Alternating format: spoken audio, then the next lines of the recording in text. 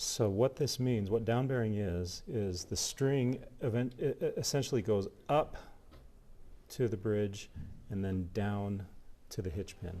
So that it's pushing, when it's under tension, it's pushing down on that bridge.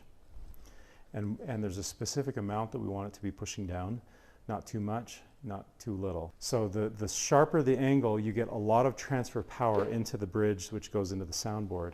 If you have like zero downbearing, then there's not resistance for that string, you know, because of the angle, and so you have a lot of sustain, and that soundboard is free to move. It's not fighting against the tension of all the strings. The soundboard is free to just kind of keep going. Okay, so there's kind of a happy medium. My mentor taught me zero downbearing on the bass bridge, and so I've kind of been favoring zero or slight downbearing, like 10,000ths of an inch. We're going to plane this down, but we need to know how far. So the way we're going to do that is we're going to use this string as our, I guess our, you know, piano wire, our stand-in piano wire. So you can see right there, it's hitting the bridge right there, and there's quite a bit of space between right here, the string, and where it touches the. This is going to be its, you know, essentially the other end of the tail of the string. So it's not the hitch pin in this case. It's this thing. If we have 50 thousandths on here, we want this to hit the bridge, which it's hitting the bridge right there, at the same time that it hits the 50 thousandths punching. Okay, so we've got to bring that down, right? Mm-hmm.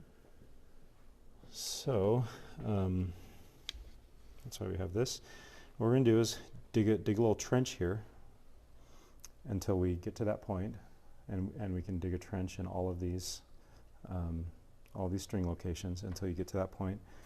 Then with the Sharpie, draw your the bottom of the trench, and then use the planer to just go along and just kind of keep going along until your Sharpie mark is basically flat with everything else, and then you're there. And note that we don't have all of the plate bolts in, but we have most of them. I mean, there is the possibility that if we put, there's just not a whole lot of flex in cast iron. There is some, but not so much that it's necessarily worth it to put all of these plate bolts in. You know, every fourth or fifth is just fine.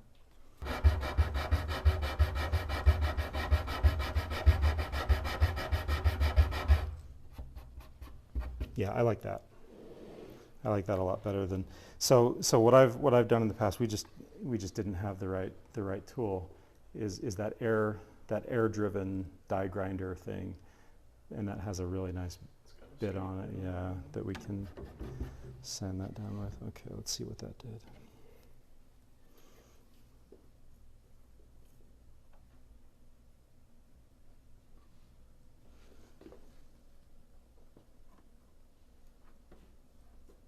Okay, we've got to go a little bit further.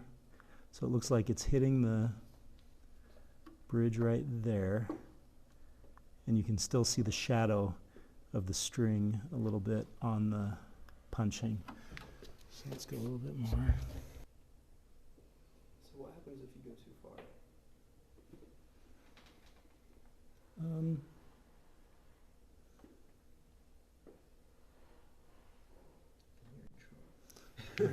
Let's start over. Redo the whole thing.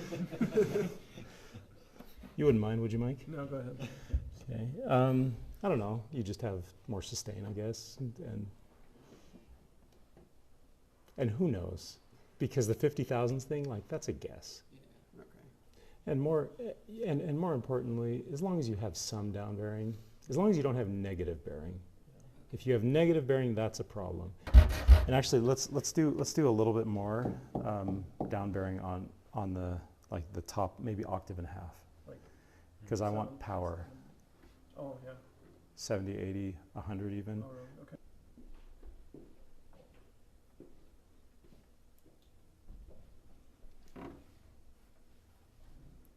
No more.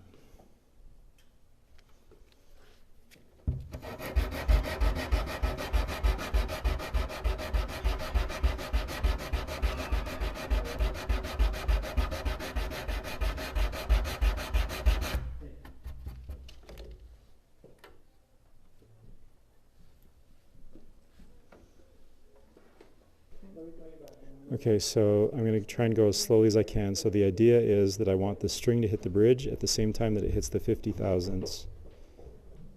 Punching there. So it's like hitting the bridge, the front of the bridge right about there. You can see it's just like barely touching the punching as well. So when we don't have this on there, it's hitting the bridge. And now we have 50 thousandths of room between the string and where it comes down. So then it'll come down there. So we've got a little bit of an angle. Jake, you want to show us where the angle is? We've got two angles. Right there on the rear. You got the front pen. Yeah, the front bearing and then the rear bearing. And the rear bearing. Yeah. Okay.